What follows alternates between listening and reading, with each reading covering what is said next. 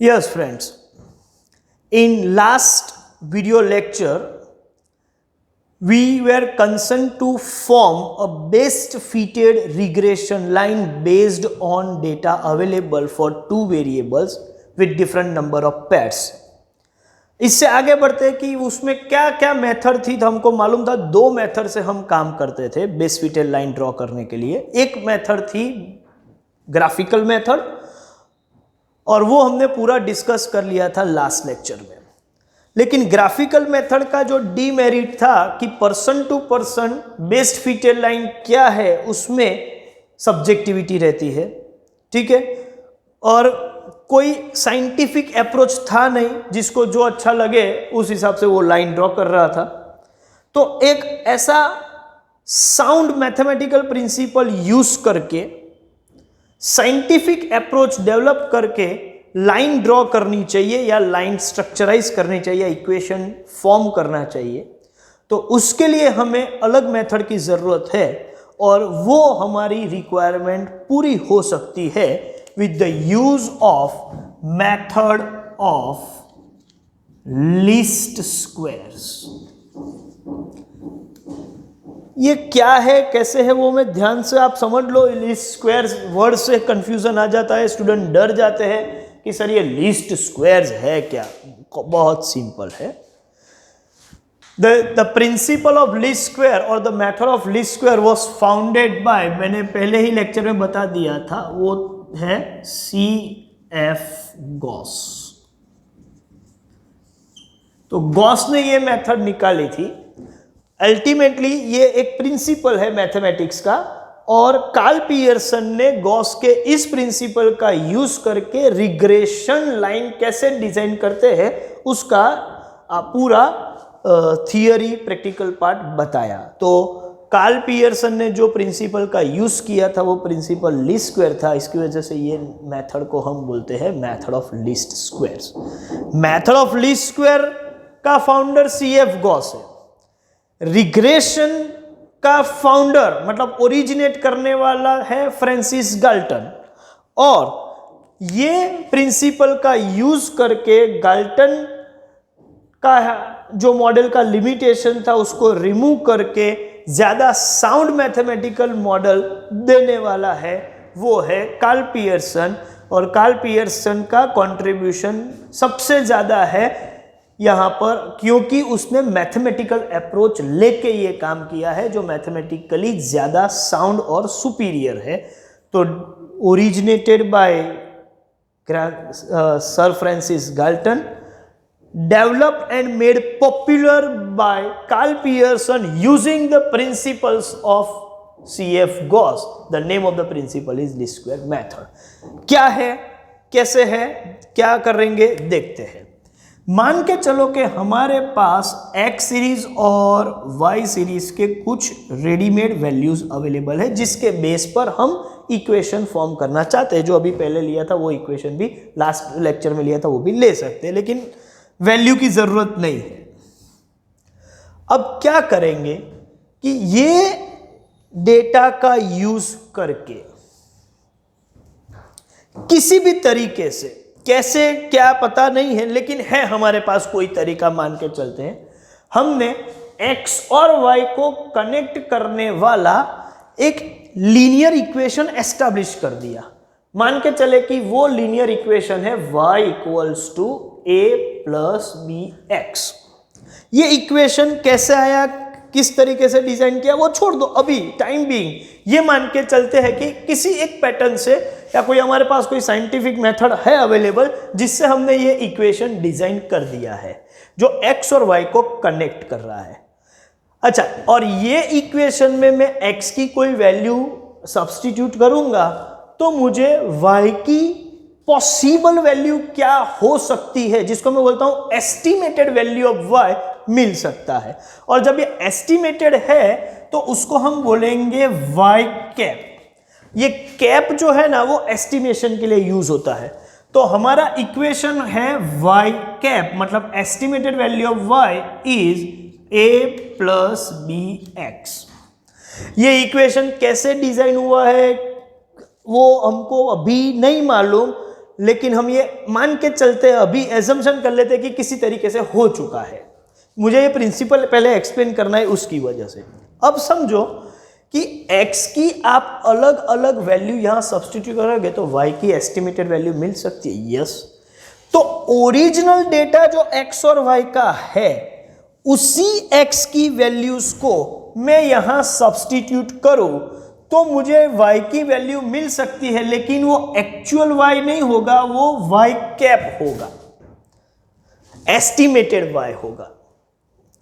तो ये x की जो अलग अलग वैल्यूज है वो मैंने ये इक्वेशन में डाल दी, तो मुझे y की एस्टिमेटेड वैल्यूज मिल सकती है अलग अलग। For each value of x different estimated value of y I can obtain.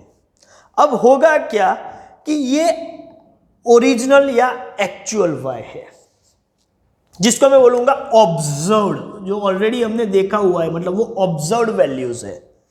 और ये जो y है, x की यही वैल्यू डाल के मैंने निकाली, वो एस्टिमेटेड है।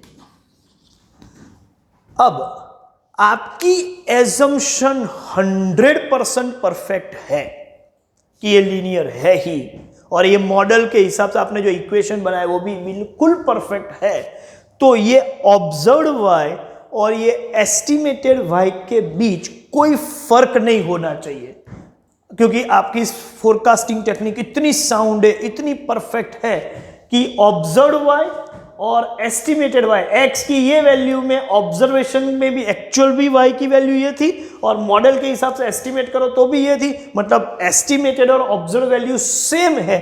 तो समझ के चलो कि इससे अच्छा तो दुनिया में कोई मॉडल हो ही नहीं सकता कि हर फोरकास्ट 100% एक्यूरेट हुआ। लेकिन कोई भी फोरकास्ट टेक्निक 100% प्योर नहीं है। यदि होती तो ये y और ये y कैप के बीच कोई फर्क नहीं होता। दैट मीन्स मैं y और y कैप के बीच का डिफरेंस निकालूं तो डिफरेंस हमेशा क्या होना चाहिए, हर वैल्यू के लिए वो 0 ही होना चाहिए। क्यों 0 होना चाहिए? क्योंकि ये दोनों वैल्यू सेम है। तो y और y कैप के बीच का जो गैप है वो गैप को मैं बोलता हूं एरर। अब फिर से एरर याद करो, वो डिस्टर्बेंस वेरिएबल जो था, वो मेरा डिस्टर्बेंस वेरिएबल u था, और मैं जब बोल रहा हूं कि y equals to a plus b x plus u, तो u मेरा डिस्टर्बेंस वेरिएबल है। मैं x की अलग अलग वैल्यू पे u को छोड़ दूं तो कुछ एक्चुअल वैल्यू ये u के हिसाब से होगी और एस्टिमेटेड वैल्यू कोई और होगी। तो ये a प्लस बी एक्स जो है और u के भी, तो मैं ऐसा बोल सकता हूँ y minus u equals to a plus b x, और a प्लस बी एक्स मेरा y कैप है। ठीक है, तो y और y cap, y minus u equals to y cap, तो y कैप को मैं ऑपोजिट साइड ले जाऊं तो क्या होगा, y minus y cap equals to u, और u मतलब एरर। तो एरर का मतलब है y और y कैप के बीच का गैप, मतलब वो जो डिस्टर्बेंस वेरिएबल है वो ये है। लेकिन डिस्टर्बेंस वेरिएबल तो 0 मान के चलते थे, मतलब आपका एजम्पशन परफेक्टली वैलिड होता तो ये 0 ही होता। लेकिन रियल प्रॉब्लम में, रियल लाइफ प्रॉब्लम में कभी भी हम मान लेते हैं कि ये 0 है, लेकिन एस्टिमेटेड डिस्टर्बेंस तो होगा। एस्टिमेटेड वैल्यू और ऑब्जर्व वैल्यू के बीच गैप होगा और होगा, 100% होने वाला है। तो ये जो एरर है वो आइडियली थियोरेटिकली नहीं होनी चाहिए, लेकिन एरर होती है। तो इन्होंने ये बोला कि एक काम करते हैं, इंडिविजुअली y और y कैप के बीच कुछ ना कुछ वैल्यूज में गैप है, एग्जैक्ट 0 नहीं है, हो सके उतनी कम होनी चाहिए लेकिन 0 नहीं है, 0 से नजदीक हो। कभी कभी ओवर एस्टिमेशन हो जाता है, कभी अंडर एस्टिमेशन हो जाता है, तो कुछ वैल्यू पॉजिटिव होगी, कुछ नेगेटिव होगी, और कभी परफेक्ट एस्टिमेशन होगा तो 0 होगी। लेकिन इंडिविजुअली हर वैल्यू 0 नहीं है तो चलेगा, लेकिन टोटल 0 हो जाना चाहिए। मतलब ओवर एस्टिमेट, अंडर एस्टिमेट और परफेक्ट एस्टिमेशन का जो टोटल हो रहा है वो 0 हो जाना चाहिए। तो y minus y cap ideally each value should be 0, तो टोटल तो 0 होगा ही होगा, सभी वैल्यू 0 होगी तो। लेकिन हर एक वैल्यू जीरो नहीं है, तो कभी ओवर एस्टिमेशन हुआ है, कभी अंडर एस्टिमेशन हुआ है, तो कभी नेगेटिव डिफरेंस होगा एरर का, कभी पॉजिटिव डिफरेंस होगा, कभी परफेक्ट एस्टिमेशन हुआ है तो जीरो होगा। लेकिन वो नेगेटिव पॉजिटिव मिला के अल्टीमेटली इंडिविजुअली जीरो नहीं कर सकते तो चलेगा, टोटालिटी में तो जीरो कर दो, तो हम मान के चलेंगे कि ये बेस्ट फिटेड इक्वेशन है। बेस्ट फिटेड कब मान के चलेंगे कि एरर का टोटल, जिसको मैं एरर ई बोलूं तो ये हो जाएगा sigma e should be zero. Actually her E zero होना चाहिए, लेकिन वो तो थियोरिटिकल है, वो प्रैक्टिकली पॉसिबल नहीं है। तो थोड़ा आगे बढ़ गए रिलैक्सेशन लेके कि एक काम करते हैं, इंडिविजुअली जीरो नहीं आता लेकिन टोटालिटी में भी जीरो आ गया, तो हम मान के चलेंगे कि हाँ भाई ये परफेक्टली फिटेड इक्वेशन है। और जब टोटालिटी में जीरो आ रहा है तो इसके साथ साथ ये लोगों ने एक और पॉइंट बोला कि ये तब हो सकता है जब y और y कैप के बीच का जो गैप है, एरर है, उसका मैं स्क्वायर करूं तो स्क्वायर का जो टोटल होगा, जिसको मैं बोलूंगा सिग्मा ई स्क्वायर, वो मिनिमम होना चाहिए। मतलब टोटालिटी में ये तो जीरो होगा और एरर के स्क्वायर का समेशन कम से कम मिनिमम मतलब लीस्ट होना चाहिए। तो लीस्ट स्क्वायर प्रिंसिपल ये बता रहा है कि sigma y minus y cap मतलब sigma e should be zero and sigma y minus y cap square मतलब sigma e square should be least. और ये जो sigma e square should be least मैंने जो लिखा हुआ है, उसी के नाम से ये, मतलब यही प्रिंसिपल से इसका नाम लीस्ट स्क्वायर बना कि एरर के समेशन, एरर के स्क्वायर का समेशन लिस्ट होना चाहिए। That's why it is called least square method, ये नाम इसकी वजह से है। तो आपको बेस्ट फिटेड इक्वेशन चाहिए, बेस्ट फिटेड इक्वेशन चाहिए, तो ऐसा इक्वेशन डिजाइन करो। कैसे करते हैं वो बात की बात है, लेकिन ऐसा इक्वेशन डिजाइन करो कि जब आप इक्वेशन डिजाइन करके एस्टिमेटेड वैल्यू निकालेंगे तो ऑब्जर्व वैल्यू और एस्टिमेटेड वैल्यू के बीच के जो गैप है, वो गैप को हम एरर बोलेंगे। वो एरर का समेशन जीरो होना चाहिए और वही एरर के स्क्वायर्स का समेशन मिनिमम होना चाहिए। सपोज ऐसा है तो ये इक्वेशन बेस्ट फिटेड है, ये लाइन बेस्ट फिटेड है and you have followed the principal of least square, ऐसा मान के चलेंगे। तो प्रिंसिपल ऑफ लीस्ट स्क्वायर क्या है वो पता चला। When it is said that principle of least square is followed, तो हम बोलेंगे कि if summation of error is nil or zero and summation of squares of the error is least, तो बोल सकते हैं कि ये लीस्ट स्क्वायर मेथड का लीस्ट स्क्वायर प्रिंसिपल फॉलो किया हुआ है। अच्छा, तो लीस्ट स्क्वायर प्रिंसिपल फॉलो करके जो इक्वेशन आप डिजाइन करोगे वो बेस्ट फिटेड ही होगा और वो इक्वेशन ये दोनों कंडीशन को सेटिस्फाई करेगा। अब सिर्फ पॉइंट ये है कि ये इक्वेशन डिजाइन कैसे करें so that this conditions can be satisfied, वो हमें अभी समझना है। देखो प्रिंसिपल क्या है वो अभी हमने समझा है और ये प्रिंसिपल के हिसाब से इक्वेशन कैसे ड्रॉ करेंगे या इक्वेशन कैसे स्ट्रक्चराइज करेंगे और ये प्रिंसिपल भी वायोलेट ना हो, साइंटिफिक मेथड भी हो जाए, ठीक है, और इसी प्रिंसिपल के हिसाब से हमको आंसर मिले, तो वो कैसे करेंगे वो हमें अभी समझना है।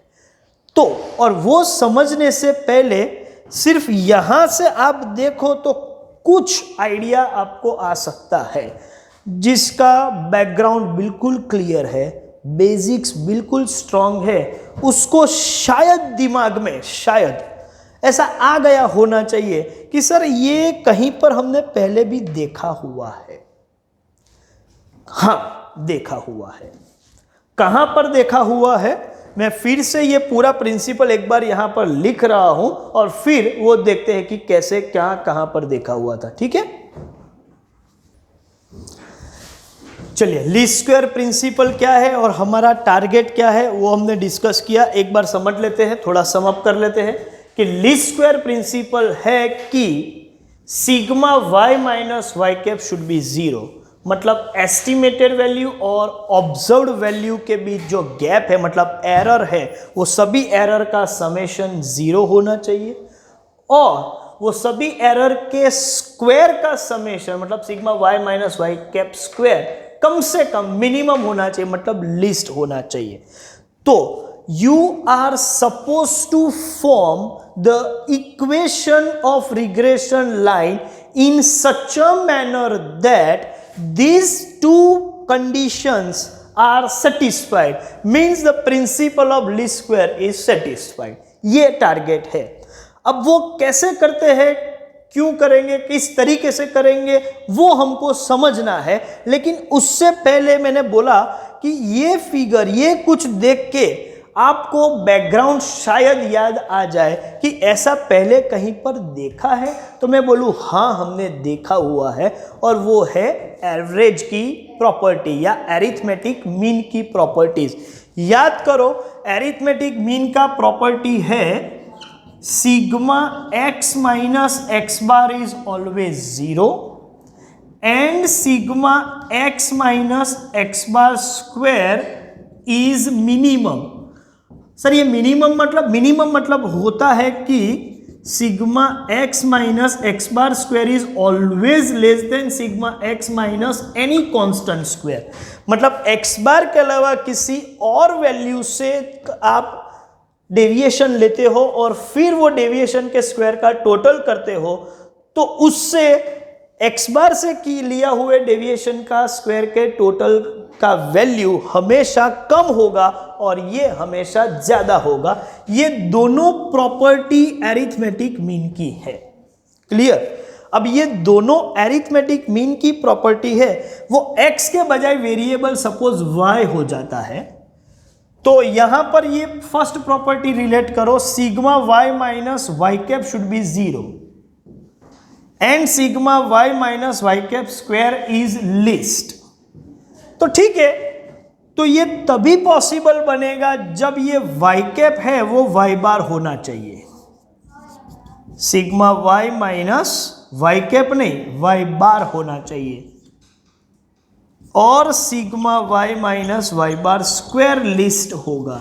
तो इसका ये मतलब हुआ कि y कैप और y बार एक ही चीज है। यस, एवरेज से मतलब ऑन एन एवरेज, तो रिग्रेशन लाइन हो हम डिसाइड करेंगे वो एवरेज के बेस पर होगी, तभी ये कंडीशन सेटिस्फाई होगी। और इसीलिए रिग्रेशन के मीनिंग में ही मैंने बोला था कि रिटर्न टू द एवरेज। आप वो फर्स्ट वीडियो देख लो फिर से हो सके तो। एवरेज रिग्रेशन इज एवर्ट और रिटर्न टू द एवरेज। तो रिग्रेशन इज एवरेज रिलेशनशिप। ऐसा नहीं है कि कोई सी एक वैल्यू के अगेंस्ट यही वैल्यू होगी, लेकिन ऑन एन एवरेज ये होगा। तो बेस्ड ऑन एवरेज हम सब रिलेशनशिप निकालेंगे तो ही principle of least square satisfy होगा। और बेस्ड ऑन एवरेज ये रिलेशनशिप कैसे निकालेंगे वो हम नेक्स्ट वीडियो लेक्चर में देखेंगे। Thank you very much.